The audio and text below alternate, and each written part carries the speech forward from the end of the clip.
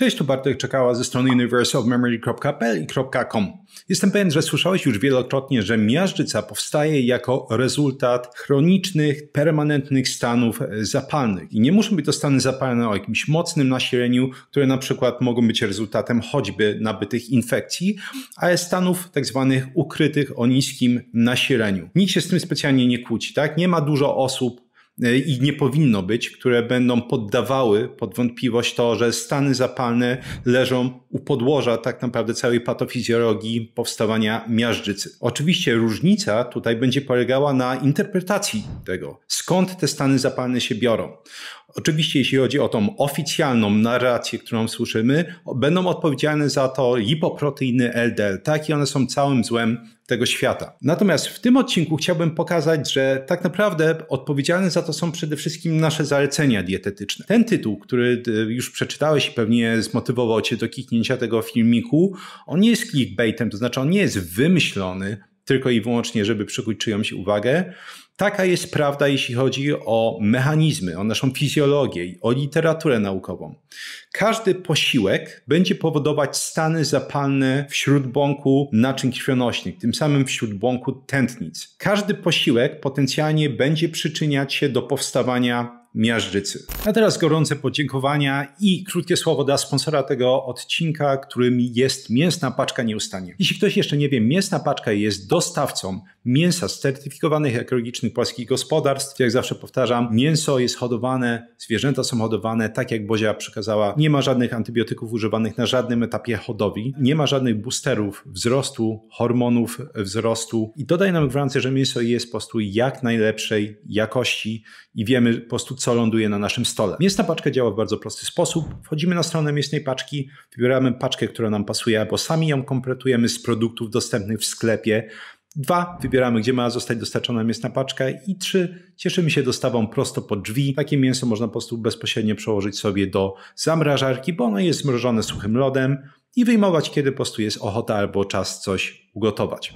Jeśli jeszcze nie korzystałeś z Mięsnej Paczki, jest 10% zniżki z kodem BARTOSZ10 na pierwsze zamówienie. Jak zawsze dziękuję Mięsnej Paczce za sponsorowanie odcinka. Polecam serdecznie. I lecimy dalej. I mimo, że może wydawać się to absurdalne, to pokażę, mam nadzieję, na tak dużej ilości badań interwencyjnych, jak dokładnie, mechanistycznie posiłki będą przyczyniać się do powstawania miażdżycy, że mam przynajmniej olbrzymią nadzieję, bo to jest po prostu bardzo, bardzo ważny filmik, że na koniec tego odcinka nie będzie dużo osób, które będzie wątpiło właśnie w tą tezę, którą tutaj już stawiam na początku tego odcinka. Jeśli chciałbyś sobie, że tak powiem, stworzyć jakąś linię bazową, warto obejrzeć odcinek Posty versus miażdżyca. Wcześniej mówiłem, że to był najważniejszy odcinek, który nagrałem na kanale. Teraz na pewno ten odcinek będzie uzupełnieniem tego najważniejszego odcinka. Bo tam pokazywałem, znowu na olbrzymiej ilości badań randomizowanych z grupą kontrolną, że uwaga, posty przerwane drastycznie są w stanie poprawić funkcję śródbłąka naczyń krwionośnych. Czyli z jednej strony tam pokazałem na olbrzymiej ilości badań naukowych, że między innymi dzięki badaniom obrazowym wiemy, że kiedy nie jemy, funkcja śródbłąka się poprawia. Będziemy produkować więcej tlenku azotu, zaczyna spadać ciśnienie, zaczynają spadać stany zapalne. To jest jedna strona medalu, bo tam właśnie widzimy, co się dzieje, kiedy nie jemy. Natomiast druga strona medalu będzie dzisiaj. To znaczy, będę pokazywać, co się będzie działo w momencie, w którym będziemy jeść. I nie chodzi oczywiście o samo jedzenie, bo to może zabrzmieć głupio, tak? Czy absurdalnie właśnie, że jak to, czekaj, czy jedzenie powoduje miażdżycę? Głupota jakaś. I nie chodzi o samo jedzenie, chodzi o jedzenie często i przede wszystkim o jedzenie dużej ilości, jak zobaczymy, węglowodanów w posiłkach. Warto wziąć po prostu głęboki oddech i zastanowić się, jeśli uda mi się pokazać, że rzeczywiście tak jest, to jak szkodliwe są zalecenia obecnie dietetyczne praktycznie każdej dowolnej organizacji w krajach, tak jak to się mówi, rozwiniętych i cywilizowanych, które mówią: jedz 5 posiłków dziennie, zaczynaj od śniadania, każdy posiłek ma stanowić od 40 do 60% objętości kalorycznej. Jeśli jesteś głodny, to powinieneś jeść przekąski w międzyczasie, zdrowe przekąski. I z punktu widzenia tych stanów zapalnych, które będą wywoływały posiłki, nie będzie miało aż tak dużego znaczenia, czy będziemy mówić o przekąskach, czy będziemy mówić o stricte posiłkach. Samo spożycie pokarmu będzie powodować właśnie taką reakcję. I oczywiście warto podkreślić, mówimy tutaj właśnie o czymś absolutnie fizjologicznym, bo poposiłkowe stany zapalne, które będą pojawiać się w całym ciele, ale między innymi właśnie w śródbłąku naczyń krwionośnych, są reakcją fizjologiczną, czyli reakcją naturalną organizmu. Nie dość, że będę pokazywać, jakie mechanizmy za tym stoją, jakie patologiczne skutki będzie miało spożywanie wielokrotnie posiłków w ciągu dnia, to jeszcze opiszemy sobie, jakie czynniki są w stanie modulować te poposiłkowe stany zapalne i pogorszyć je. To, na czym nie będę się skupiać w tym odcinku, to jest na przykład, jak radzić sobie z tą sytuacją, jak radzić sobie obniżać te poposiłkowe stany zapalne, jakie leki na przykład mogą konkretnie w tym pomóc, ponieważ same te tematy w sobie są tak duże, że nie będzie mi starczyć czasu. Więc jeszcze raz, w tym momencie, w tym odcinku skupimy się tylko i wyłącznie, żeby pokazać mechanizmy, które stoją za poposiłkowymi stanami zapalnymi, jakie są konsekwencje poposiłkowych stanów zapalnych, jak przyczyniają się one do miażdżycy, jakie czynniki jeszcze raz będą potęgować te poposiłkowe stany zapalne. I oczywiście, znając życie, będzie mnóstwo różnego rodzaju wątków pobocznych. Na pewno wspomnę o statynach, będę wspominać o lipoproteinie LDL i dlaczego różnego rodzaju leki, które nie mają nic wspólnego tak naprawdę z obniżaniem lipoproteiny LDL, są w stanie obniżać śmiertelność z powodu jakichkolwiek przyczyn, a również śmiertelność z powodu chorób układu sercowo-naczyniowego dużo lepiej niż statyny. To był bardzo długi wstęp, zaczynamy, ale mam nadzieję, że przynajmniej wszyscy są przygotowani na to, co usłyszą. Zacznijmy od podstaw. Podstawą jest to, że powstawanie miażdżycy jest ściśle uzależnione od dysfunkcji śródbłąka. I śródbłonek, jeśli ktoś nie wie, jeśli chodzi o takie absolutne podstawy, to jest po prostu warstwa taka wyścielająca naczynia krwionośne, czy też naczynia limfatyczne. Ta warstwa jest aktywna, w tym sensie, że i będzie wydzielać różnego rodzaju substancje, ale też będzie uczestniczyć w transporcie różnego rodzaju substancji, które znajdują się w krwobiegu. Jedną z takich substancji jest właśnie cholesterol. Nie wydaje mi się, żeby ktokolwiek normalny, w sensie jakikolwiek nawet najbardziej zagorzały fan statyn i tym podobnych leków poddawał pod wątpliwość to, że wszystko zaczyna się od śródbłąka. Wspominałem już nie bez powodu, że wiemy, że kiedy nie jemy, funkcja śródbłąka zaczyna się drastycznie, nie trochę, drastycznie poprawiać. Poprawia tej funkcji śródbłąka idzie w parze z podwyższeniem poziomu całkowitego cholesterolu, przede wszystkim lipoproteiny LDL. Czyli innymi słowy, wiemy z badań obrazowych, z badań interwencyjnych, nieobserwacyjnych, że kiedy zajrzymy sobie, co się dzieje w tętnicach, w momencie, w którym nie jemy, to wiemy, że jeszcze raz śródbłonek się poprawia i będzie więcej cholesterolu u absolutnej większości osób. Generalnie tak naprawdę jedyne osoby, u których cholesterol podczas postu będzie spadać, są osoby z otyłością stopnia minimum 2.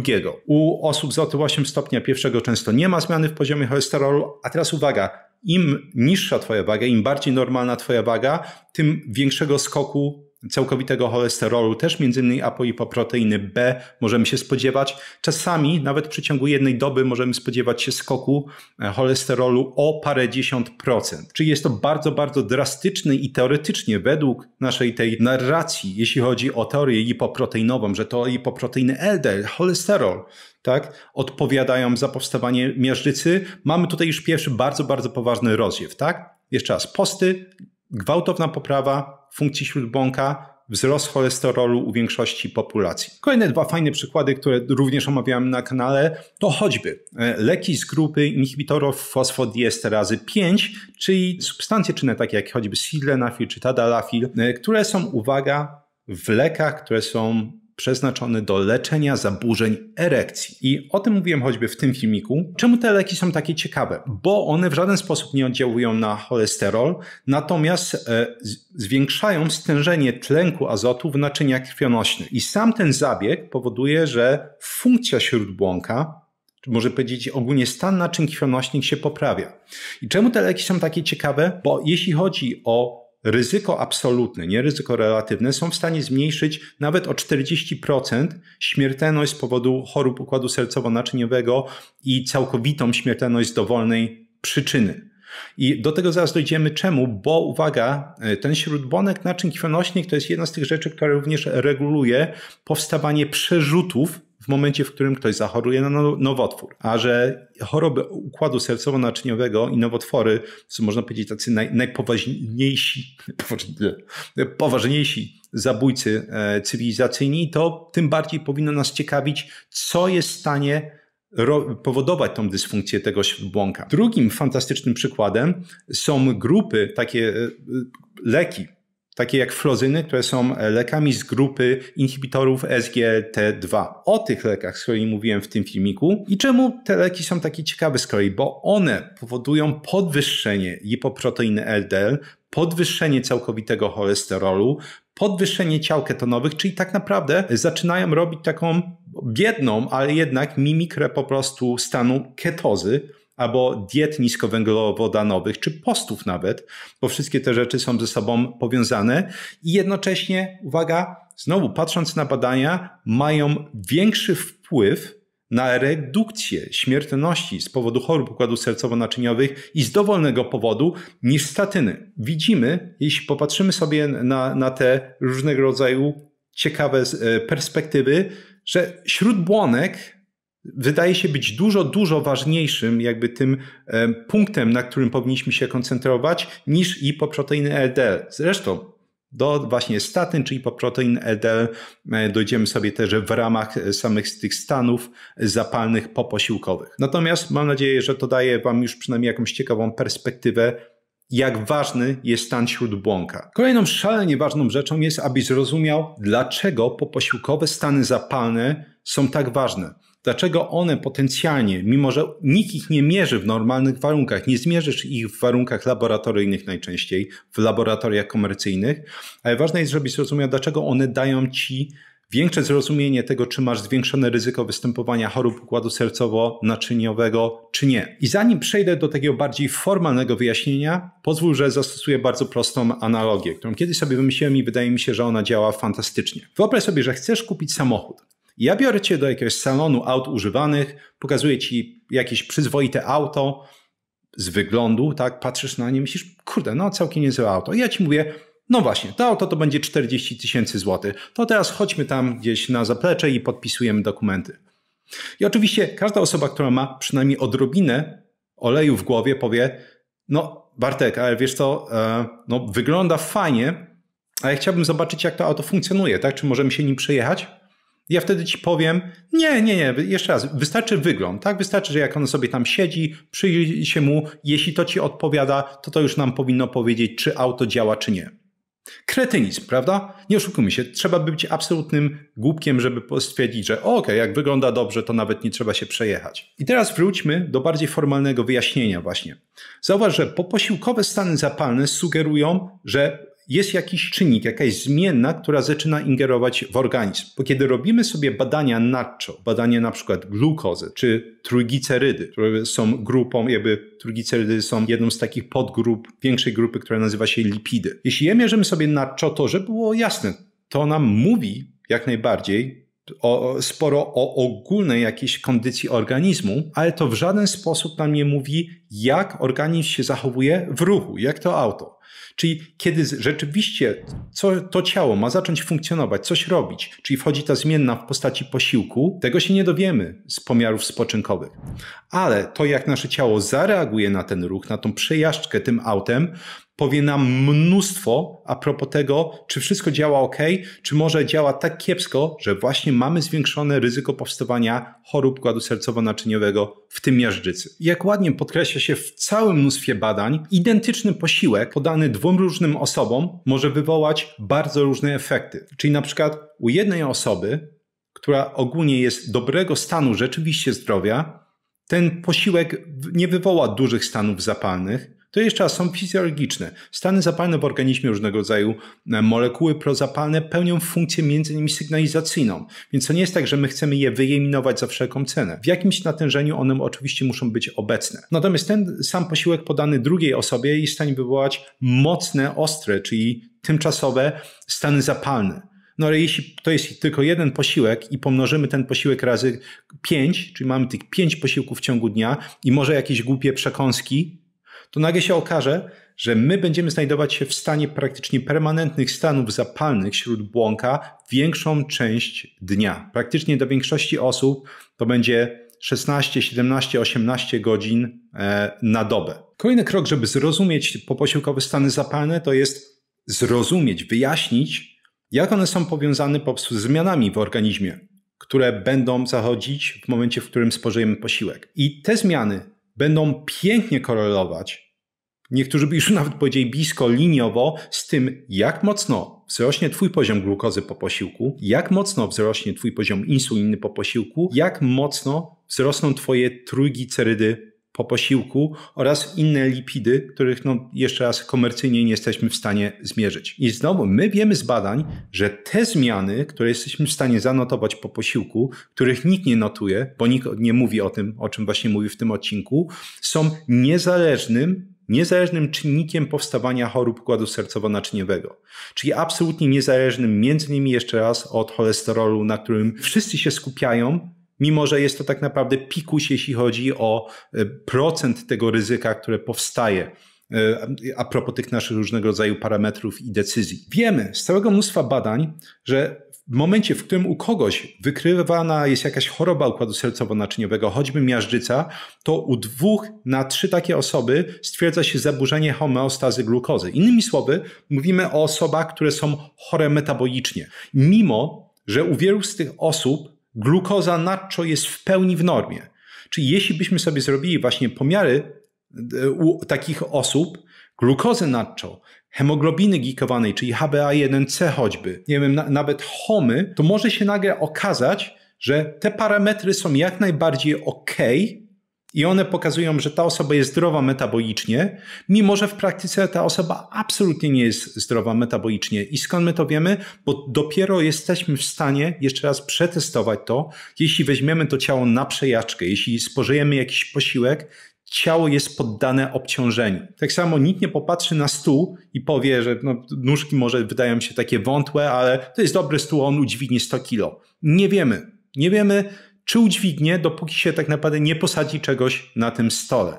I to jest właśnie największa paranoja i absurd obecnie moim zdaniem w kardiologii i też oczywiście między innymi w medycynie szeroko pojętej dietetyce. Że nikt nie skupia się na tym, co dzieje się po prostu w ciele w momencie, w którym spożyjemy posiłek. To jest dlatego tak ważny czynnik, bo spożywamy pokarmy wielokrotnie w ciągu dnia. Często różnego rodzaju inne czynniki obciążające, choćby takie jak alkohol, nie są wprowadzane do organizmu nawet z 1/10, czy 20, czy 30 częstotliwości jak posiłki. I warto przytoczyć tutaj parę badań, które moim zdaniem świetnie podsumowują te absurdy, przynajmniej które wymieniłem do tej pory. Śmiertelność sercowo-naczyniowa podwaja się, gdy hemoglobina glikowana wzrasta z 5 do 6%, mimo że poziom glukozy nadczo pozostaje względnie prawidłowy. Przy hemoglobinie glikowanej na poziomie 7,3% aż około 70% jego zmienności wynika z glikemii, czyli stężenia glukozy, poposiłkowej. Hiperglikemia poobiednia, a nie nadczo, była niezależnym czynnikiem prognostycznym zdarzeń sercowo-naczyniowych w jednym z badań prospektywnych. Glikemia po obciążeniu glukozą jest wskaźnikiem zastępczym glikemii poposiłkowej, ale nie są one tożsame. I żeby było jasne, nie są one tożsame, bo w momencie, w którym robimy sobie ten test o GTT, czyli test obciążenia glukozą, tam spożywamy 75 gramów glukozy. Czy w normalnych warunkach ktoś spożywa tylko i wyłącznie glukozę? Nie. Mamy oczywiście białko, mamy tłuszcze.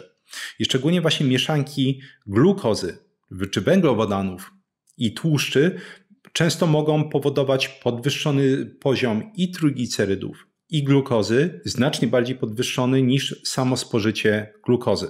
Bo paradoksalnie sama glukoza, same węglowodany bez obecności tłuszczów są metabolizowane całkiem łatwo w organizmie. Duże badania obserwacyjne wykazały, że poziomy glukozy 1 do 2 godzin po obciążeniu glukozą lepiej przewidują ryzyko choroby wieńcowej niż glikemia nadczo, czy nawet sama hemoglobina glikowana. Notabene ja miałem taki short, o którym tutaj mówiłem a propos hemoglobiny glikowanej, że absolutnie jest to fatalny, trzeba podkreślić, marker prognozowania tego właśnie, czy ktoś ma kłopoty metaboliczne. Bo właśnie w tym badaniu, w tym shorcie, o którym mówiłem, że ponad 70% osób, które mają normalny poziom hemoglobiny glikowanej, nie jest w stanie zdać testu obciążenia glukozą. To znaczy ten test pokazuje, że są to osoby chore metabolicznie, mimo że hemoglobina glikowana mówi, wszystko jest w porządku. I właśnie przez tego powodu wadliwą diagnostykę, bo trzeba powiedzieć uczciwie, to jest wadliwa diagnostyka, bardzo wiele osób dowiaduje się, że ma kłopoty metaboliczne dopiero kiedy już jest cukrzyca typu 2 do zdiagnozowania. Nie w momencie, w którym po prostu jest insulinooporność, którą jeszcze można cofnąć. Dalej, hiperglikemia poposiłkowa jest powszechna nawet przy dobrych wskaźnikach hemoglobiny glikowanej i glikemii nacho. Wśród pacjentów z cukrzycą typu 2 hiperglikemię poposiłkową częściej obserwowana u osób starszych z dłuższym czasem trwania cukrzycy, z dyslipidemią i nadciśnieniem, leczonych pochodnymi sulfonylą mocznika, nie będących otyłymi. No właśnie, same posiłki, ich skład będą miały jak najbardziej wpływ na to, jak rozległe będą te poposiłkowe stany zapalne. Warto podkreślić, teraz skupiam się na samych posiłkach, natomiast jeszcze raz jest mnóstwo czynników, mnóstwo innych czynników, które mogą, nawet w przypadku relatywnie niewinnych posiłków,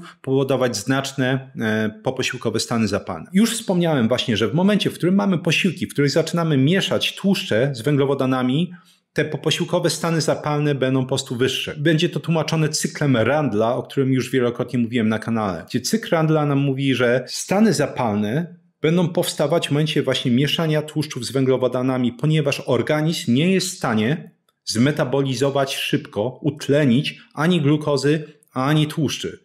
To jest po prostu jak dwóch grubasów, którzy po prostu próbują przejść jednym korytarzem, w którym jest dosyć mało miejsca. I zanim się przecisną po prostu obok siebie, mija naprawdę dużo czasu. To jest jakby jedno z takich głównych wyjaśnień, dlaczego cykl Randla, teraz właśnie te poposiłkowe stany zapalne, tak ładnie tłumaczy, dlaczego te nasze teraźniejsze, europejskie, cudowne diety są takie szkodliwe. Bo my oczywiście mamy zalecenie, mamy prikaz po prostu z góry, żeby mieszać tłuszcze z węglowodanami. Co jest jednym z najgłupszych pomysłów dietetycznych po prostu naszej ery. Oczywiście im większy posiłek, tym potencjalnie większe poposiłkowe stany zapalne. Wszystkie te czynniki, o których będę mówić, one się wzajemnie potęgują. Czyli jeśli masz naprawdę duży posiłek, weźmy sobie na przykład taką pizzę, która ma gdzieś tam 1000 kilokalorii, jest to niesamowita bomba po prostu tłuszczowo-węglowodanowa, to możesz spodziewać się jak najbardziej, że te poposiłkowe stany zapalne będą trwały jeszcze dłużej. Bo to wszystko jest powiązane tak naprawdę i to jest szalenie łatwe, patologicznie do wytłumaczenia, jak szybko twój organizm jest w stanie obniżyć poziom trójglicerydów i innych lipidów, jeszcze raz powtórzę, i glukozy i insuliny po posiłku. Jeśli sam posiłek nie powoduje mocno takich skoków, to już jest super, ale nawet jeśli są one, to oczywiście pytanie, jakie inne czynniki mogą potencjalnie obniżyć ten poziom tych markerów, o których mówiłem. Więc mamy już mieszanki tłuszczów z węglami. Im po prostu są większe, tym bardziej jakby będzie to zwiększać te poposiłkowe stany zapalne. Im większy posiłek, tym będzie mieć większe poposiłkowe stany zapalne. Ale również trzeba pamiętać, że różnego rodzaju po prostu syfiaste jedzenie, takie jak choćby właśnie jakieś junk foody, jedzenie z McDonalda i tak dalej, będzie tym bardziej potęgować te stany. Substancje znajdujące się w tych posiłkach działają tak prozapalnie, że uszkodzenie, ta dysfunkcja śródbłąka utrzymuje się dużo dłużej. I dla mnie świetnym przykładem zawsze było to, jak sobie czytałem właśnie o wycofywaniu dysfunkcji śródbłąka, było to, że zwyczajnie ćwiczenia fizyczne, czy to przed posiłkiem, czy to po posiłku, są w stanie bardzo często nawet wycofać dysfunkcję śródbłąka. Ale uwaga, nie następuje to w przypadku, nawet jeśli będziemy mieć ten taki intensywny trening interwałowy, czyli HIIT, nawet taki rodzaj treningu nie jest w stanie wycofać dysfunkcji śródbłąka spowodowanej, uwaga, spożyciem zaledwie jednego takiego śmieciowego posiłku. Także jeśli zaczniemy sobie właśnie dokładać między innymi te rzeczy, jak choćby fast food do takiej naszej i tak już złej diety, tłuszczowo-węglowodanowej, to ta dysfunkcja śródbłąka będzie dodatkowo spotęgowana. Ktoś może pomyśli, hej, ale przecież mamy leki, które mogą coś z tym zrobić, tak? Mamy leki, które obniżają poziom glukozy między innymi. To może się wydawać absolutnie absurdalne dla większości osób, ale większość leków, która jest obecnie przepisywana, nie wpływa znacząco, i mówię o lekach na cukrzycę, na insulinooporność, ona nie wpływa znacząco na zmniejszanie ryzyka i całkowitej śmiertelności i śmiertelności spowodowanej właśnie chorobami układu sercowo-naczyniowego. Pierwsze, mamy oczywiście metaanalizy, które to pokazują, że takie właśnie farmakoterapia w tym przypadku daje bardzo nieznaczną, daje poprawę, żeby było jasne, ale bardzo nieznaczną poprawę właśnie współczynników tej śmiertelności.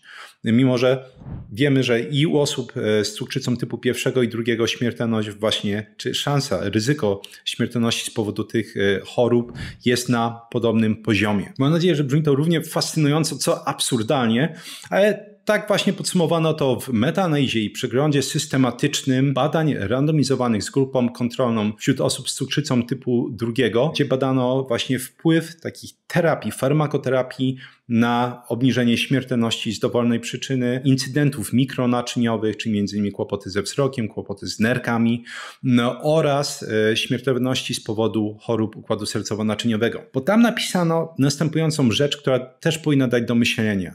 Żeby wypuścić lek na rynek, wystarczy pokazać, że będzie on obniżać poziom hemoglobiny glikowanej i na przykład glukozy nadczo. To jest główna rzecz, która jest używana właśnie jako taki probierz, czy dany lek będzie mieć dużą skuteczność. Te parametry, tak jak sobie omawialiśmy, one nie mówią nam dużo na to, jak będziemy reagować właśnie po spożyciu posiłku. Bo mimo, że te parametry mogą ulec poprawie, to wciąż możemy mieć bardzo taką agresywną, nazwijmy to, reakcję ze strony naszego układu odpornościowego, między innymi właśnie w postaci tych poposiłkowych stanów zapalnych. Przeczytajmy to smutne podsumowanie, jeszcze raz absolutnie złotego standardu, jeśli chodzi o medycynę, bo mówimy o metaanalizie badań randomizowanych z grupą kontrolną. W przeciągu 5 lat takiej farmakoterapii trzeba by leczyć od 117 do 150 pacjentów, żeby uniknąć zaledwie jednego zawału serca. Jeśli ograniczymy analizę, tą metaanalizę badań do tych o najwyższej jakości,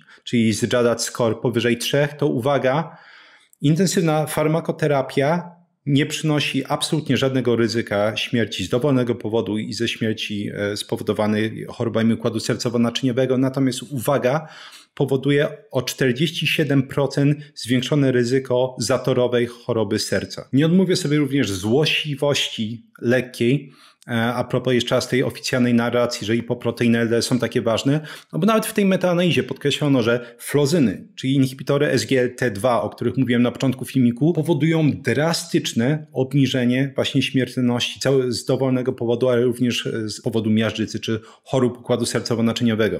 I podkreślam, flozyny powodują zwiększenie poziomu całkowitego cholesterolu i lipoproteiny LDL. Jednym z kłopotów, które oferuje większość rozwiązań farmakologicznych, jeśli chodzi o obniżanie glukozy między innymi, jest to, że będą obniżać ją często tak mocno, że będziemy wchodzić w hipoglikemię, czyli obniżony poziom glukozy klasyfikowany jako mniej niż 70 mg na decylitr. I nie bez powodu na kanale powtarzam non-stop, że ciało nie jest debilem. Ciało kocha stan równowagi, jeśli tylko oczywiście da mu się odpowiednio dużo miejsca, żeby tą równowagę osiągnąć. Świetnym przykładem jest żelazo. Nadmiar żelaza, czy przeładowanie żelazem spowodowane dowolnym powodem drastycznie zwiększa śmiertelność całego mnóstwa powodów, nowotwory, choroby układu sercowo-naczyniowego, ale miałem osobny odcinek, gdzie pokazywałem, bo większość osób o tym nie wie, że anemia, niedobór żelaza również zwiększa ryzyko powstawania chorób układu sercowo-naczyniowego. I to samo jest z glukozą. Jeśli będziemy wchodzić w hipoglikemię spowodowaną takimi terapiami,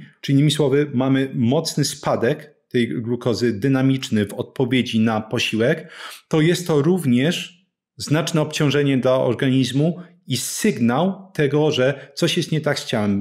Będzie produkowanych między innymi więcej stanów zapalnych. Wiele tych terapii może skończyć się tym, że będziemy obniżać tak mocno, że wejdziemy w hipoglikemię, co samo w sobie jest dodatkowym czynnikiem obciążającym czy przyczyniającym się do powstawania takich chorób układu sercowo-naczyniowego. Nie mylić tego z obniżoną glukozą po prostu nadczo, tak? Jeśli ktoś będzie wchodzić w ketozę i tam po prostu nie spożywa węglowodanów, robi sobie posty, ta glukoza sobie siedzi niżej, bez objęcia objawowo nie ma absolutnie żadnego kłopotu z czymś takim. Kłopot jest, kiedy po prostu mamy skok właśnie posiłkowo, obniżamy to na siłę i mamy wejście w hipoglikemię.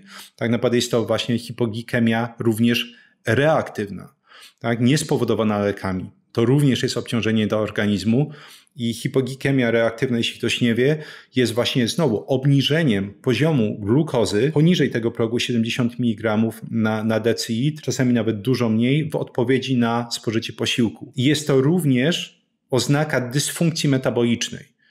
Większość osób skupia się na tym, że podwyższony poziom glukozy, podwyższony poziom insuliny to są oznaki dysfunkcji metabolicznej, to wchodzenie w hipoglikemię reaktywną jest inną oznaką dysfunkcji metabolicznej. Można powiedzieć, to jest inny smak tej dysfunkcji, ale wciąż mówimy o ewidentnej dysfunkcji metabolizmu. Nie bez powodu zresztą jest tyle badań epidemiologicznych, czyli korelacyjnych, przypominam, które pokazują, że no właśnie nie glukoza sama nadto jest dobrym predyktorem tego, czy ktoś będzie mieć zawał serca, czy u kogoś wystąpi miażdżyca, tylko właśnie poposiłkowe skoki glukozy, poposiłkowe skoki triglicerydów. I najlepiej, oczywiście, ja zawsze powtarzam korelacje korelacjami, ale najlepiej to widać właśnie dokładnie na badaniach interwencyjnych. Jeśli zobaczymy sobie ten wykres, gdzie właśnie sprawdzano, jak mocno zwiększa się stres oksydacyjny, czy innymi słowy, jak mocno zwiększają się stany zapalne w zależności od tego, jak zmienia się glukoza po posiłku, to widzimy, że zależność jest praktycznie liniowa. Im większy skok na dole tego wykresu będziemy widzieć po prostu zmianę glukozy, czyli glikemii w procentach, czyli 20 to będzie skok 20% glukozy po posiłku, 40% i tak dalej. Jeśli przyjrzymy się temu wykresowi, to widzimy, że jest właściwie liniowa zależność między tym, jak mocny będzie stres oksydacyjny i stany zapalne po spożyciu danego posiłku. Jeszcze raz, koreluje to liniowo praktycznie ze skokiem glukozy. Tą samą zależność zresztą widać, uwaga, u osób teoretycznie zdrowych metabolicznie, czyli bez zdiagnozowanej insulinooporności, zespołu metabolicznego, cukrzycy. Jeśli podzielimy sobie w badaniach na przykład osoby na dwie grupy, pierwsza grupa to jest grupa, która będzie miała poziom glukozy poposiłkowej między 69 a 107 mg na decilitr i drugą grupą, która ma skoki glukozy poposiłkowo od 150 do 194 mg na decilitr, to okazuje się, że druga grupa będzie miała średnio 27% częstsze występowanie właśnie miażdżycy i innych chorób układu sercowo-naczyniowego. Również nie bez powodu zwraca się uwagę w badaniach, że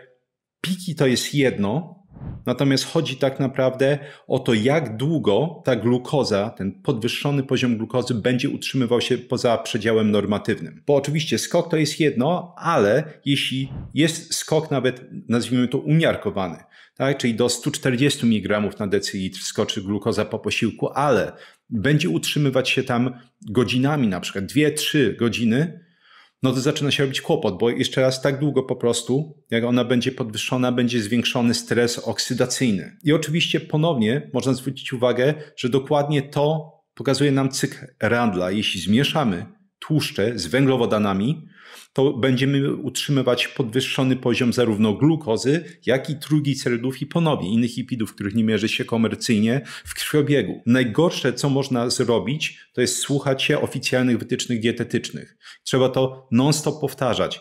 Ja muszę powtarzać w filmikach, ty powinieneś powtarzać swoim bliskim. To jest tak naprawdę jedyny sposób, żeby uchronić się, albo przynajmniej uchronić to jest duże słowo.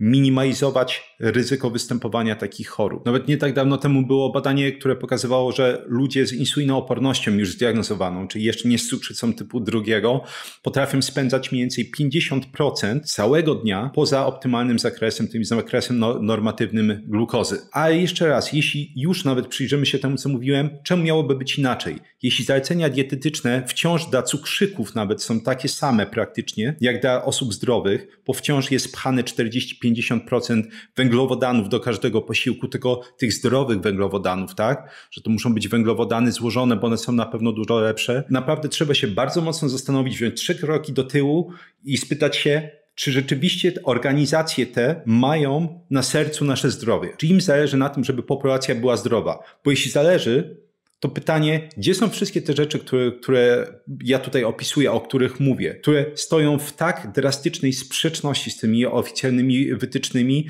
że osobiście mi się krew gotuje za każdym razem. Jednocześnie trzeba pamiętać, że jest narracja. Na przykład ja non-stop mówię tutaj o postach w filmikach. To jest jeden z wielu powodów. Podczas postów będzie mieć niski poziom glukozy, będzie mieć niski poziom trójglicerydów. Poprawia się stan tętnic, poprawia się stan śródbłąka. U osób, które tego nie robią, może dochodzić, szczególnie u osób, które po prostu o siebie nie dbają, będzie dochodzić do tego, że jeszcze raz te stany poposiłkowe, czy zapalne stany poposiłkowe potrafią trwać naprawdę większą część dnia. Ale zauważmy też, że pojawia się pytanie, jak miałbym w ogóle mierzyć te poposiłkowe stany zapalne, które jeszcze raz możemy traktować pi razy drzwi jako liniową zależność między tym, jak wysoki będzie poziom glukozy i trójglicerydów. I w praktyce, oczywiście jeszcze raz, nikt tego nie bada, ale ty masz narzędzia do dyspozycji. Jeśli szczególnie martwisz się o swoje zdrowie, jeśli masz też historię po prostu, takie obciążenie jakieś genetyczne, rodzinne, historię występowania chorób układu sercowo-naczyniowego, masz do dyspozycji właśnie urządzenia takie jak choćby te monitory CGM, czyli monitory ciągłego kontynuowania glukozy, o których mówiłem tutaj szeroko w tym filmiku. Pomimo że te pomiary tych monitorów nie są mega precyzyjne, to one mówią przynajmniej jedno. Pokazują, jak mocno będą występować skoki i jak długo będą utrzymywać się po prostu na tym podwyższonym poziomie. Ja zawsze mówię, że mimo, że jeszcze raz te monitory nie są precyzyjne, to one są dla mnie odpowiednikiem poniekąd zepsutej wagi. Większość osób uważa, że jeśli waga jest zepsuta, to nie ma wartości. Tak? Czyli na przykład jeśli masz wagę, która pokazuje ci zawsze 3 kg więcej, to nie ma wartości.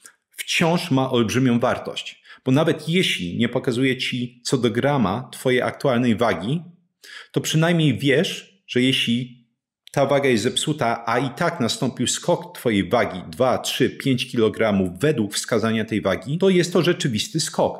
Jeśli będziesz mieć jakiś skok glukozy mocny i będziesz widzieć, że ten poziom glikemii właśnie utrzymuje się podwyższony, na przykład 2-3 godziny po twoim posiłku, to będziesz wiedzieć, że na ten posiłek, cokolwiek to by nie było, reagujesz absolutnie fatalnie, tak?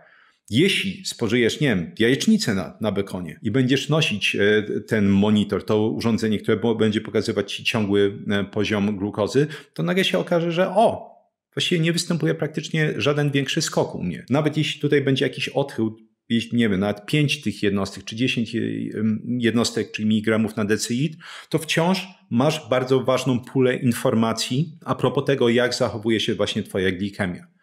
No i dlatego też po prostu niesamowicie mnie wkurza, że lekarze na przykład często zniechęcają do używania takich urządzeń, bo to promuje, uwaga, często jest używany ten argument, to promuje niezdrowe zachowania, bo ktoś się zaczyna martwić o swoje zdrowie. Wiadomo, nie ma nic gorszego niż po prostu martwienie się o swoje zdrowie, tak? Żeby być zdrowym dla siebie, dla swoich bliskich.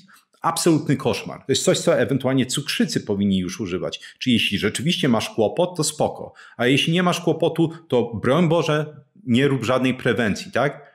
Nie ma to sensu. Właśnie z tych wszystkich powodów widać w badaniach, że nie ma liniowej zależności między tym poziomem glukozy nadczo, a występowaniem chorób układu sercowo-naczyniowego. Często dużo więcej informacji a propos swojego potencjalnego ryzyka uzyskasz robiąc test obciążenia glukozą, który również nie jest zalecany, tak? No często jest ten argument, że to jest duża dawka glukozy, 75 gram, nie ma co tak katować organizmu. Po czym ktoś idzie i wcina na przykład tabliczkę czekolady, czy nie wiem, pół kilo ziemniaków do obiadu, tak? Bo to już nie jest obciążający dla organizmu, tylko test obciążenia glukozą jest. To jest niesamowita logika. Patrząc na wyniki właśnie badań, widać, że na przykład prosty test obciążenia glukozą i to, jak zachowa się twoja glukoza podczas tego testu i insulina, będzie mówić więcej o twoim ryzyku występowania miażdżycy i chorób układu sercowo-naczyniowego niż właśnie ta glukoza nadczo. Im gorszy ten wynik w tym teście, tym wychodzi na to, że jest większe zgrubienie tego całego kompleksu błony wewnętrznej i środkowej, na przykład tętnicy szyjnej, co jest traktowane jako jeden z takich wstępnych markerów tego, że zachodzą różnego rodzaju procesy miażdżycowe.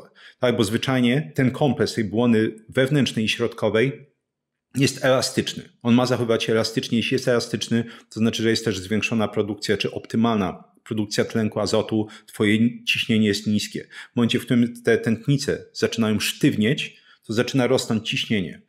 I to jest jeden z wielu powodów, dla których u osób starszych jest zwiększone ciśnienie, że to jest po prostu kompensacja tego, że ta błona wewnętrzna i środkowa, te ściany tętnic są na tyle grube, że one już nie produkują wystarczającej ilości tlenku azotu, nie ma wystarczającej wazodylatacji, musi wzrosnąć ciśnienie, żeby kompensować ten patologiczny mechanizm sztywnienia. Warto jeszcze dodać, że nie istnieją obecnie żadne modele zwierzęce, które są w stanie właśnie oddać te poposiłkowe stany zapalne, tak jak pokazują to badania w ludziach. Pomijając to oczywiście, że zawsze te modele ludzkie są preferowane, no bo pokazują po prostu, jak my reagujemy na różnego rodzaju zmiany, różnego rodzaju czynniki. Natomiast oczywiście modele zwierzęce mają jak najbardziej swoją wartość. Natomiast tutaj nie ma obecnie żadnego modelu zwierzęcego, który byłby w stanie pokazać, jak te poposiłkowe stany zapalne, skoki glukozy czy lipidów bezpośrednio będą oddziaływać na powstawanie miażdżycy.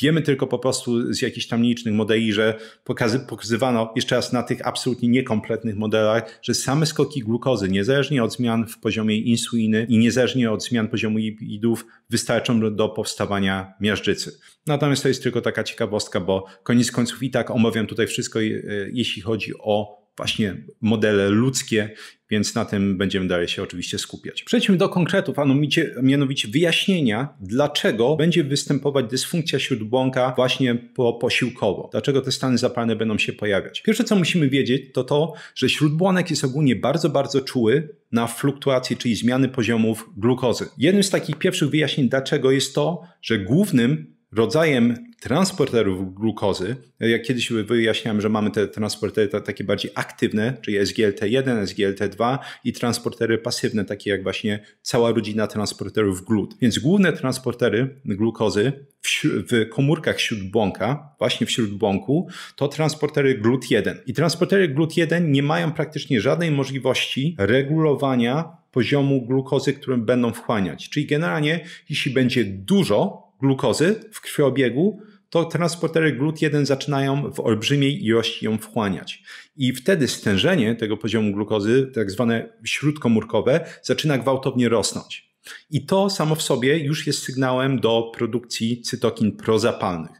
Organizm nie jest sobie w stanie poradzić ze zbyt dużą ilością właśnie poziomu glukozy. Właśnie to jest jeden z głównych mechanizmów, który będzie powodować to, że jest ograniczona wazodylatacja, rozciągliwość właśnie naczyń krwionośnych, tętnic w przypadku cukrzycy. Widać, że jeśli przeprowadza się badania, używa tego złotego standardu, czyli FMD, Flow Mediated Dilation, czyli rozszerzenie naczyń krwionośnych zależne od przepływu, to u osób z cukrzycą, w momencie, w którym właśnie mamy hiperglikemię poposiłkową, nie następuje mocna wazodylatacja, zaczyna następować wręcz skurcz naczyń krwionośnych i kiedy mierzy się produkcję tlenku azotu, czyli tego głównego gazotransmitera, który powoduje rozszerzenie naczyń, to poposiłkowo produkcja zaczyna gwałtownie spadać. To jest jedna z takich rzeczy, która potencjalnie może być łagodzona przez inne czynniki, tak? Czyli na przykład jeśli jest zwiększona ilość choćby L-argininy, aminokwasu, który jest bezpośrednim prekursorem, czyli z niego się tworzy tlenek azotu, częściowo właśnie ta hiperglikemia poposiłkowa i stany zapalne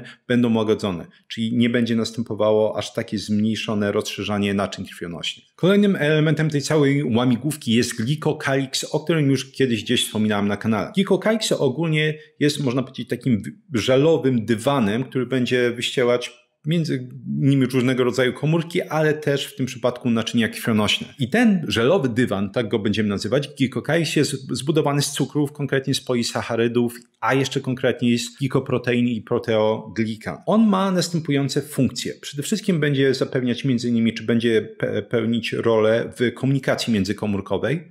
Będzie zapewniać, i to będzie ważne, ładunek elektrostatyczny do tego wszystkiego, co będzie działo się w świetle tętnic, czy ogólnie naczyń krwionośnych i również będzie regulować przepuszczalność ścian krwionośnych. Wiemy z badań, już wielu badań, że wystarczy skok glukozy, właśnie ta hiperglikemia poposiłkowa, czyli wystarczająco dużo tych węglowodanów sobie tam wrzucić, żeby ten skok glukozy do 140 na przykład podjechał, żeby zacząć anihilować praktycznie całą tą strukturę glikokaliksu.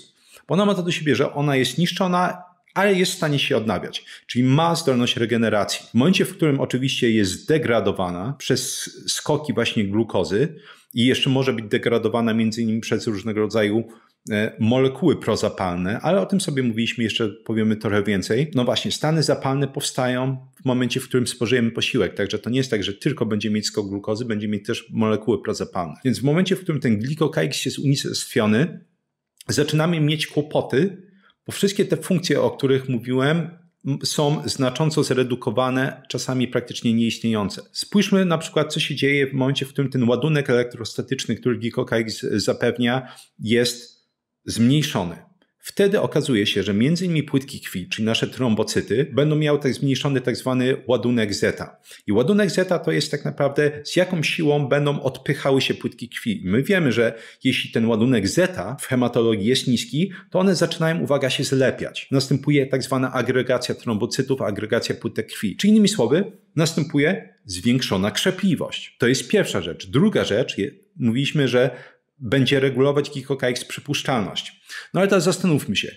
Jeśli mówiliśmy, że miażdżyca będzie zaczynać się od dysfunkcji śródbłąka, no to jeśli będzie mieć zwiększoną przepuszczalność śródbłąka, to znaczy, że wiele rzeczy, które tak naprawdę nie powinno mieć zbytniego kontaktu z tym śródbłąkiem, które zwyczajnie można powiedzieć jest regulowana przez glikokaiks, będzie miała bezpośredni dostęp do tego śródbłąka. I zaraz pokażę, że dokładnie to się dzieje. To znaczy, że między innymi zmodyfikowane lipoproteiny LDL będą w stanie wtedy dosyć swobodnie wchodzić do śródbłąka i rzeczywiście powodować tam dalsze stany zapalne, powstawanie komórek piankowych, miażdżycy itd. Kolejna rzecz, o której sobie mówiliśmy, dopiero co wspominałem, że przy teście obciążenia glukozą można zaobserwować, że osoby, które będą miały niekorzystny wynik, czyli dosyć duże skoki glukozy i oczywiście utrzymywanie się też glukozy, insuliny na wysokim poziomie zbyt długo, te osoby mają częściej właśnie sztywnienie tętnic, tak? Czyli między innymi sztywnienie tego kompleksu błony wewnętrznej i środkowej tętnic szyjnych. Nie tylko jeszcze raz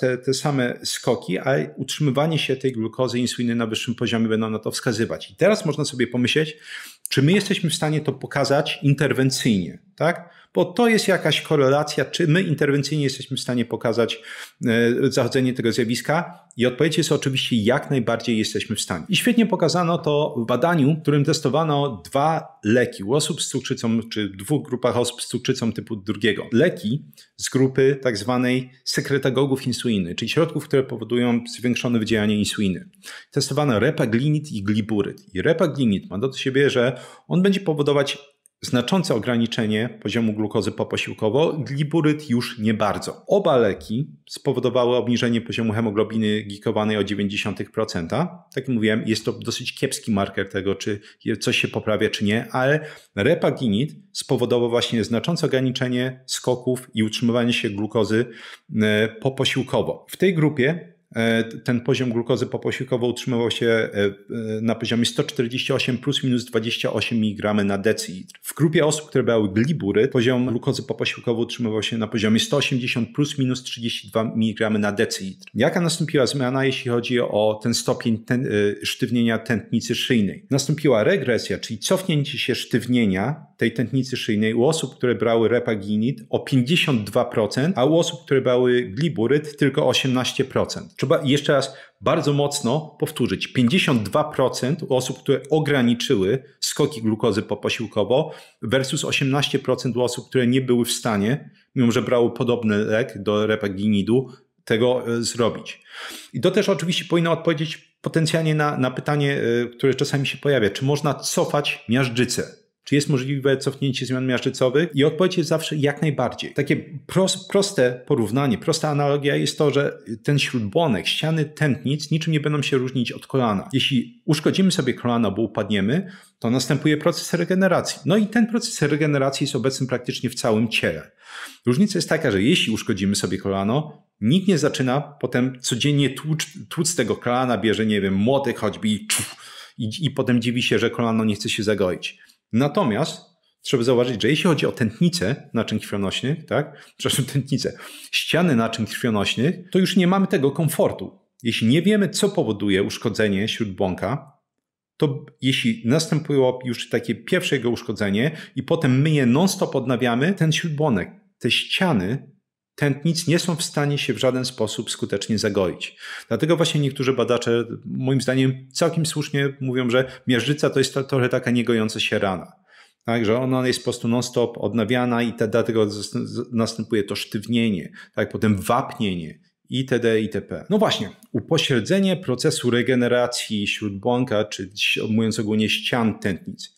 Czy ono rzeczywiście następuje w przypadku hiperglikemii poposiłkowej? Jak najbardziej. I odpowiedzialne jest za to upośledzenie funkcji tak zwanych progenitorowych komórek śródbłąka, o których mówiłem w filmiku właśnie posty versus miażdżyca. Bo podczas postów ich aktywność, ich ilość zaczyna wzrastać, to w przypadku hiperglikemii poposiłkowej zaczyna maleć. Kiedy dochodzi do uszkodzenia tego śródbłąka, to te komórki progenitorowe, które zwyczajnie byłyby odpowiedzialne za łatanie tych uszkodzeń, są im mniej aktywne i jest ich najzwyczajniej w świecie mniej. Kolejnym krokiem do powstawania miażdżycy w tym przypadku jest zwiększona liczba leukocytów w świetle tętnic. W momencie, w którym mamy właśnie skok glukozy, ten skok glukozy zaczyna aktywizować neutrofile, czyli naszą główną grupę tych leukocytów, czyli białych krwinek. One stanowią od 40 do 70% właśnie wszystkich białych krwinek w organizmie, do produkowania tak zwanych dumpów. Dump to jest angielski skrót od Damage Associated Molecules, czyli molekuły, które są powiązane z uszkodzeniem. Neutrofile dosłownie zaczynają produkować sygnał, że hej, coś tu jest nie tak, jesteśmy uszkodzone. I teraz te dumpy, te molekuły powiązane z uszkodzeniem zaczynają przywiązywać się do receptora, który się nazywa RAGE. I to jest receptor do AGE, czyli takich molekuł powiązanych ze starzeniem się organizmu.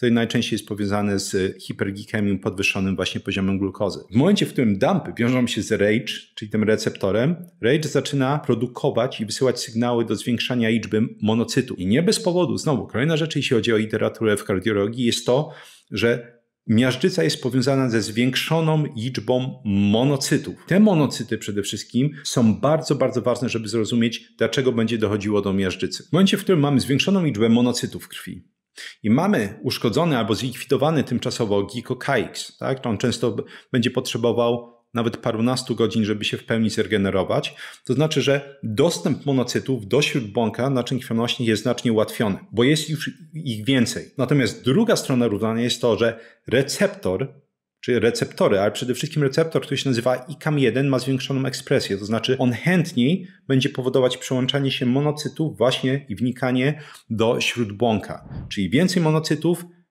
większa ekspresja, czyli chęć takie przyłączania się tych monocytów do receptoru ICAM1 występuje w hiperglikemii. Właśnie wystarczy hiperglikemia, żeby w ogóle zwiększyć aktywność tego receptora. Monocyty zaczynają wchodzić teraz poprzez m.in. receptor ICAM1 do śródbłąka, a tam mogą przekształcać się w makrofagi. Makrofagi z kolei są w stanie wchłaniać zmodyfikowane lipoproteiny LDL i tworzyć komórki piankowe. Czyli znowu jedne z takich pierwszych stadiów miażdżycy. Krok po kroku widać coraz bardziej, jak te stany poposiłkowe będą bezpośrednią przyczyną powstawania miażdżycy. Monocyty przekształcają się w makrofagi. Makrofagi mają za zadanie sprzątać między innymi różnego rodzaju uszkodzone komórki. No jedną z tych komórek właśnie jest lipoproteina o niskiej gęstości, lipoproteina LDL, którą oskarża się o wywoływanie miażdżycy. Kłopot polega na tym, że znowu wiemy już od paru dziesięciu lat, od paru dekad w literaturze, że lipoproteiny LDL nie są w stanie wywoływać miażdżycy z prostego powodu, bo lipoproteiny LDL przyłączają się do receptorów LDL, które nie powodują żadnych stanów zapalnych. Jedyne, co jest w stanie to robić, to są zmodyfikowane, utlenione molekuły LDL, czyli tak zwany OX-LDL, bo one już nie przyłączają się do receptorów LDL, zaczynają przyłączać się do receptorów tak zwanych scavenger receptors, czyli receptory zmiatacze, które są, uwaga, obecne w bardzo dużej ilości na powierzchni makrofagów. Czyli jeszcze raz, same lipoproteiny LDL, jeśli ktoś ci mówi, że powodują miażdżycę, to jest kretynem po prostu. Niezależnie od tytułu naukowego jest kretynem. Lipoproteiny LDL nie są w stanie w żaden sposób wywołać miażdżycy. Zmodyfikowane lipoproteiny LDL są w stanie ją wywoływać. Co jest w stanie wywoływać modyfikację lipoproteiny LDL? Hiperglikemia poposiłkowa. Wiemy z badań, że ten właśnie podwyższony poziom glukozy i stany zapalne jemu towarzyszące, bo zbyt duża liczba molekuł prozapalnych jest również w stanie wypaczyć strukturę lipoproteiny LDL, są w stanie właśnie powodować jej utlenianie. Można powiedzieć, że tak jak sobie opisuję krok po kroku i mam nadzieję, że podpieram to wystarczająco dużą liczbą badań, żeby było to jasne, ta hiperglikemia poposiłkowa będzie krok po kroku odpowiedzialna za praktycznie dowolny mechanizm powstawania miażdżycy, jaki byliśmy w stanie w ciągu ostatnich 100 lat zidentyfikować. Mam nadzieję, że podoba Ci się ta wędrówka przez krainę szaleństwa, ale jestem bardzo daleki od końca.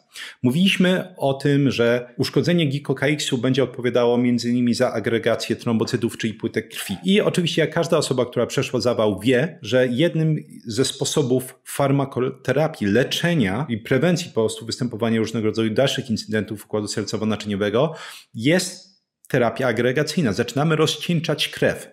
I sama hiperglikemia poposiłkowa jest dokładnie tym, co będzie powodować zagęszczenie krwi. Co jeszcze dzieje się, że zaczyna się zwiększać gęstość krwi. Krew zaczyna się zamieniać dosłownie w żel i papkę, w zależności od tego, jak mocno skoczy poziom glukozy. Przede wszystkim w przypadku hiperglikemii im wyższy poziom hiperglikemii, im dłużej się utrzymuje, tym zwiększona produkcja trombiny. Trombina będzie czynnikiem, który będzie aktywizować przekształcanie, jak sobie zobaczymy tutaj gdzieś na ekranie wrzucę, fibrynogen w fibrynę. Czyli trombina aktywizuje fibrynogen do przekształcania się w fibrynę. I fibryna jest tym związkiem, który będzie właśnie powodować bezpośrednio zakrzepy. To jest bardzo przydatne, kiedy mamy rany, tak? Jeśli chcemy po prostu załatać uszkodzenia, jest bardzo niechciane w momencie, w którym jest non-stop ten proces aktywizowany. Jeśli mamy 5 posiłków dziennie pełnych węglowodanów i tłuszczy, czy ten proces jest aktywizowany non-stop? No, jest aktywizowany non-stop. Natomiast to jest zaledwie jeden z mechanizmów, czyli zwiększona produkcja trombiny. Sam okres rozpadu, czy półżycia fibrynogenu zaczyna się zmniejszać. On, mimo że powinien trwać jakiś czas, żyć sobie dłużej ten fibrynogen, zanim będzie przekształcony w fibrynę, to zaczyna żyć krócej. Czyli innymi słowy, organizm znowu go produkuje. Czyli zaczyna być zwiększona tak naprawdę też jednocześnie produkcja poprzez zmniejszenie okresu półżycia fibrynogenu. Tak, jeśli połączymy to właśnie ze zmniejszeniem tego potencjału zeta, który powoduje agregację płytek krwi, zwiększoną ilością fibryny, można łatwo się domyśleć, dlaczego po prostu ta krew zaczyna gwałtownie gęstnieć. Nie dość, że mamy zwiększoną agregację trombocytów, czyli płytek krwi, to jest ich najzwyczajniej w świecie więcej. I czemu? Znowu wracamy do mechanizmu, który opisałem. W momencie, w którym mamy neutrofilę i hiperglikemię, skok glukozy, to ten podwyższony poziom glukozy zaczyna drażnić neutrofile i będą jeszcze raz wydzielać te dumpy. Jedną z tych molekuł jest interleukina 6. Interleukina 6 ma z kolei to do siebie, że ona będzie aktywizować, będzie powodować zwiększoną produkcję związku, który się nazywa TPO, czyli trombopoetyny. Trombopoetyna to jest po prostu związek, który będzie pobudzać organizm do zwiększonej produkcji trombocytów, czyli płytek krwi. Czyli nie dość, że one się chętnie do siebie lepią, to teraz jest ich więcej. Właśnie ta cytokina, interleukina 6 jest jedną z wielu molekuł ostrej fazy. Białek ostrej fazy, czyli białek, które są produkowane w odpowiedzi na reakcję zapalną. Jednym z tych klasyków jest oczywiście białko reaktywne C, CRP, które jesteśmy w stanie mierzyć w laboratorium. I tutaj wrzucę wykres, który po prostu pokazuje, jak w przypadku zwiększonej glukozy poposiłkowo i trójglicerydów następuje właśnie w przeciągu paru godzin zwiększona produkcja białka reaktywnego C. Tylko białko reaktywne C zwyczajnie jest, jak badane, nadczo. I nie bez powodu oczywiście, to też ma swoją wartość diagnostyczną, nie ma z tym się co kłócić, natomiast też warto wiedzieć, jak to białko CRP będzie się zmieniać w momencie, w którym spożyjemy posiłek, bo również będzie rosnąć. I jak sobie spojrzymy na ten wykres, to nie dość, że po posiłku, kiedy glukoza rośnie poziom tego białka CRP, to jeszcze właśnie będziemy obserwować coś, o czym mówiłem, czyli zmniejszanie tego FMD, czyli przepływu krwi, czyli innymi słowy tego, jak naczynia krwionośne się rozszerzają, albo w tym przypadku zawężają, zależnie od przepływu. Bo FMD zaczyna się zmniejszać po posiłku. Idąc dalej, mamy cząsteczki, o których wspomniałem, czyli właśnie AGEs. I AGEs to jest ten ładny angielski skrót, który sobie wymyślono na Advanced Glycation End Products, czyli produkty końcowe zaawansowanej glikacji, gdzie glikacja będzie procesem wypaczania różnego rodzaju cząsteczek, przede wszystkim białek, poprzez podwyższony poziom glukozy. Co mają do siebie te AGEs? AGEs mają to do siebie, że są w stanie kumulować się w ciele, to jest jedna rzecz, a druga, usunięcie ich z organizmu zajmuje dosyć dużo czasu. Czyli w momencie, w którym będziemy non-stop powodować ich powstawanie poprzez zwiększenie procesu glikacji, a glikacja będzie powodowana przez podwyższony poziom glukozy, to nagle się okazuje, że z czasem jest coraz gorzej, coraz więcej tkanek jest uszkadzanych. Na przykład AGEs będą odpowiedzialne w bardzo dużej mierze za wypaczanie struktur skóry. Tak? Czyli jeśli ktoś na przykład, nie wiem, chce wyglądać lepiej, młodziej i tak dalej, to utrzymywanie po prostu podwyższonego poziomu glukozy będzie powodować wypaczanie tych struktur kolagenowych, również zewnętrznie, czyli na twarzy, ale również wewnętrznie, czyli w ścianach naczyń krwionośnych. Dlatego też dochodzi do przyspieszonego włóknienia między innymi w różnego rodzaju organach w tym stanie. Co przerażające, istnieją dziesiątki różnego rodzaju właśnie molekuł należących do tej grupy AGEs. Natomiast jednym z najbardziej przerażających cząsteczek w tej grupie jest tak zwany MGO, czyli metylglioksal. I czemu? Bo to jest tak naprawdę kancerogen. To jest cząsteczka, która jest niesamowicie agresywna. Wiemy, że działa jako kancerogen, jest w stanie bez problemu uszkadzać białka, jest w stanie uszkadzać nawet DNA. I oczywiście jeden z wielu powodów, dla których to jest kancerogen. I okazuje się, że powstawanie metylglioksalu koreluje bardzo ładnie z wysokością właśnie hiperglikemii poposiłkowej. I to już powinno być bardzo, bardzo niepokojące. Natomiast oczywiście sam metylglioksal, jeśli on wypacza białka, to będzie wypaczać m.in. lipoproteiny, tak? Bo tam są proteiny, czyli białka na końcu. Czyli będzie wypaczać choćby właśnie lipoproteinę LDL do tej postaci utlenionej, wypaczonej, która może już rzeczywiście przyczyniać się do procesu powstawania miażdżycy. Natomiast to też powinno dawać do myślenia, czy to sama lipoproteina LDL jest tutaj winna, czy może nasze głupie decyzje, które zaczynają ją wypaczać, prawda? Mówiliśmy o tym, że przy poposiłkowych stanach zapalnych zwiększa się ilość reaktywnych form tlenu, więc po prostu stres tlenowy. Ale uwaga, zwiększa się również stres azotowy. Bo w momencie, w którym mamy zwiększoną liczbę tych reaktywnych form tlenu, wolnych rodników, takich jak choćby nadtlenek, czy rodnik nadtlenkowy, to ten rodnik nadtlenkowy zaczyna drażnić enzym, który się nazywa syntaza tlenku azotu, tak zwany ENOS, który znajduje się właśnie w śródbłąku między innymi. To jest śródbłąkowa syntaza nadtlenku azotu, aby produkowała zwiększoną ilość tlenku azotu. I organizm zwyczajnie świetnie reguluje ilość tlenku azotu właśnie, żeby te naczynia krwionośne były ładnie rozszerzone, żeby nie dochodziło, bo to też robi tlenek azotu, żeby nie dochodziło do agregacji płytek krwi, żeby zwiększona liczba progenitorowych komórek właśnie śródbłąka trafiała do śródbłąka. Natomiast w tym przypadku mamy zbyt dużo tlenku azotu, który zaczyna robić się toksyczny. I w momencie, w którym, uwaga, mamy zwiększoną liczbę tlenków azotu, następuje do tak zwanego rozprzężenia tej syntazy, śródbłąkowej syntazy tlenku azotu i produkujemy jeszcze więcej wolnych rodników nadtlenkowych. Ten tlenek azotu zaczyna łączyć się z tymi rodnikami nadtlenkowymi, żeby stworzyć nadtlenoazotyn. Nadtlenoazotyn jest niesamowicie reaktywny, świetnie przechodzi przez różnego rodzaju membrany komórkowe, jest w stanie uszkadzać komórki, jest niesamowicie agresywną molekułą. To dodatkowo jakby zwiększa ten cały stres, stany zapalne, o których mówiliśmy sobie do tej pory. Czyli nie tylko stres tlenowy, również stres azotowy. Kończąc tą sagę o molekułach prozapalnych, poza tymi wszystkimi związkami, które wymieniłem do tej pory, oczywiście ich jest więcej, wymieniam tylko główne. Wiemy, że podczas tej hiperglikemii poposiłkowej będziemy mieć również do czynienia ze zwiększoną produkcją choćby czynniku martwicy nowotworów alfa, jeden z takich molekuł, która jest w stanie rozszczelniać barierę krew-mózg choćby, oraz interleukiny 18. Dobrą wiadomością jest to, że my wiemy, że jedna z takich rzeczy, która jest w stanie zapobiegać częściowo, czy może zapobiega, to jest złe słowo, łagodzi częściowo wszystkie te negatywne rzeczy, o których mówiliśmy, to jest zwiększona obecność antyoksydantów, szczególnie antyoksydantów endogennych, które są produkowane po prostu innymi słowy przez nasze ciało. No i nie bez powodu, znowu, tak promuję posty, tak dużo mówię o postach, bo pokazywałem z kolei w tym filmiku, że posty, nawet zwykłe posty 16:8 są w stanie znacząco zwiększyć produkcję tych naszych endogennych antyoksydantów. Są w stanie zmniejszyć uszkodzenie DNA, czyli patrząc na to z drugiej strony, są w stanie promować procesy regeneracji, naprawy DNA. I dlatego nawet jeśli ktoś ma w tym okienku 8-godzinnym głupią dietę, to nie jedząc 16 godzin daje sobie wystarczająco dużo czasu, żeby to ciało się było w stanie w miarę dobrze, albo czasami nawet po prostu dobrze regenerować. Natomiast oczywiście oznacza to również, że poziom antyoksydantów w momencie, w którym jest zwiększona hiperglikemia poposiłkowa, zaczyna spadać. Tak? Czyli bezpośrednio będziemy wypruwać z ciała te antyoksydanty, jeśli będziemy mieć większe skoki glukozy.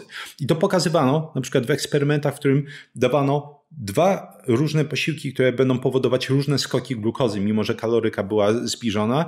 I okazuje się, że w momencie, w którym mieliśmy zwiększoną hiperglikemię, wyższy poziom glukozy, to w porównaniu do posiłku, który podawał mniejsze skoki glukozy, w tym, który powodował większe skoki glukozy, spadała, można powiedzieć, bardzo analogicznie liczba czy poziom antyoksydantów. Nie spodziewałem się tego, Ale okazało się, że przygotowałem tyle materiału, bo to jest w sumie parędziesiąt stron A4 dosłownie materiałów, że jakbym to próbował nagrywać ciągiem, to trwałoby to chyba 4 czy 5 godzin, co oczywiście nikt nie będzie tego oglądać. Tym samym koniec części pierwszej. Dzięki serdeczne za jej obejrzenie. Będę kontynuować ten temat w części drugiej, która będzie równie długa, jak nie dłuższa. Jak zawsze daj mi znać w komentarzach, co o tym wszystkim sądzisz, jakie są twoje odczucia, obserwacje. Szczególnie interesuje mnie opinia osób, które przeszły zawał, były na statynach albo różnego rodzaju innej farmakoterapii i mimo tego doświadczyły kolejnego zawału. Bo właśnie o tym będę mówić między innymi w drugim odcinku. Także dzięki jeszcze raz zawsze. Również wszystkie różnego rodzaju pytania są mile widziane w komentarzach. Jak zawsze polecam swoje flagowe kursy Vocabulary Labs, czyli laboratoria językowe, gdzie pokazuję, jak nauczyć się dowolnego języka samodzielnie, żeby ograniczyć te wszystkie pieniądze wydawane non-stop na korepetytorów, szkoły językowe, aplikacje, podręczniki i inne. System jest w pełni uniwersalny, można go zastosować zarówno do języków, ugrofińskich, germańskich. Jeśli po prostu potrzebujesz wiedzieć, jak uczyć się języków, system na pewno się nada. Kurs Experts Incubator, gdzie z kolei pokazuje, jak samodzielnie opanować dowolną dziedzinę od A do Z, jak tworzyć pętlę informacji zwrotnej, zapamiętywać, tworzyć rozumienie, wdrażać suche informacje w praktykę. Absolutnie idealne dla uczniów, studentów, jeśli ktoś chce po prostu zdawać dobrze kolokwia, dostać stypendium, zdać maturę. System w pełni pokaże, jak to osiągnąć. Jeśli masz świetną pracę, potrzebujesz zdać różnego rodzaju ciężkie certyfikacje, właśnie egzaminy i cię to przeraża, kurs pomoże ci przygotować się do dowolnego egzaminu, naprawdę dowolnego egzaminu, żeby dostać choćby tą podwyższoną podwyżkę czy awans. Przyda się osobom, które chcą zmienić pracę, chcą się przekwalifikować, bo z jakiegoś powodu nie lubią, nie cierpią swojej pracy, ale nie mają umiejętności, żeby zmienić tą pracę. Kurs pomoże właśnie zdobyć kwalifikacje w dowolnej innej dziedzinie, żeby móc dokonać tego skoku między zawodami. Kurs przyda się również dla takich osób jak ja, które po prostu chcą więcej zapamiętywać z tego, co czytają, z tego, co słuchają. I na końcu kurs o jeden włos za daleko, gdzie pokazuje, jak zatrzymać i odwracać łysienie androgenowe zarówno u kobiet, jak i mężczyzn, jak diagnozować i odwracać łysienie telogenowe, jak to się mówi, czyli telogenowe wypadanie włosów, ale również walczyć z różnego rodzaju upierdliwymi chorobami skóry głowy, takimi jak właśnie choćby uporczywy łupież. 3 piosenki rockowe, jak zawsze w pierwszym komentarzu pod filmikiem. Coś wolnego, coś szybkiego, żeby mnie spędzić czas również po wysłuchaniu tego odcinka i również cała literatura naukowa, którą omawiałem w tym filmiku i będę omawiać w następnym filmiku, będzie również dostępna pod muzyką w tym pierwszym komentarzu. Z kolei w opisie są oczywiście tam linki do kursów między innymi, ale również link do mojego newslettera. Jak go klikniesz, wyskakuje okienko, można wprowadzić swój adres mailowy i tam z kolei wysyłam na te adresy mailowe artykuły na temat poprawy pamięci, poprawy produktywności, skutecznej nauki języków obcych i sporadycznie jak interpretować różnego rodzaju badania naukowe, ogólne zasady. Jeśli spodobały ci się wszystkie informacje, które wymieniłem w tym filmiku, chciałbyś je zapamiętać, bo jesteś pasjonatem po prostu tych dziedzin, albo pracujesz po prostu w zawodzie medycznym lub okołomedycznym, wszystkie je można ściągnąć w formie łatwo dostępnych fiszek elektronicznych i to jest dostępne dla patronów kanału. Patronat kanału zaczyna się, czyli jest po prostu za 40 zł miesięcznie, chociaż jest opcja 70 zł, jeśli ktoś chce bardziej wesprzeć kanał. I w ramach tego właśnie można ściągnąć fiszki do tego filmiku i ponad 120 czy 30 poprzednich filmików. I również dla patronów jest dostępne forum, gdzie można mi zadawać pytania, takie prywatne forum. Tam zawsze odpowiadam na, właśnie, różnego rodzaju pytania. I dodatkowo sekcja badanie tygodnia, gdzie raz w tygodniu omawiam najciekawsze badanie danego tygodnia wraz z omówieniem i często odesłaniem do innych jeszcze badań naukowych. Że jeśli ktoś nie ma dość po prostu tych wszystkich tematów medycznych, które omawiam, to właśnie te forum, ta sekcja badanie tygodnia rozszerza to. Dzięki jeszcze raz za wysłanie tego odcinka i do usłyszenia w części drugiej.